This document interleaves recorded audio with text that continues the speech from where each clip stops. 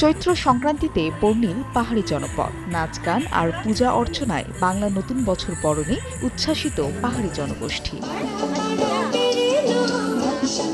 বৈশাখীর দ্বিতীয় দিনে খাগড়াছড়িতে চলে ত্রিপুরাদের বৈশু, বান্দরবানে মারমা সম্প্রদায়ের সাংগ্রাই উৎসব এবং রাঙ্গামাটিতে চাকমাদের বিজু। রীতি অনুযায়ী দেবী গঙ্গার উদ্দেশ্যে ফুল ও হাতে বোনা কাপড় নদীতে ভাসান খাগড়াছড়ি ত্রিপুরা সম্প্রদায়। মন্ত্রপাঠে পুরনো বছরকে বিদায় এবং নতুনে সবার মঙ্গল কামনা করেন তরুণ তরুণীরা। পরে সুরের তালে নেচে গেয়ে উৎসবে মাতেন সব বয়সীরা। এখানকার সংস্কৃতি সবকিছু মিলিয়ে আমার ভীষণ ভীষণ ভালো লাগে। মা গঙ্গার উদ্দেশ্যে আমরা বিসর্জন দিই বিশ্ব শান্তির কল্যাণ এবং সুস্থ থাকার জন্য।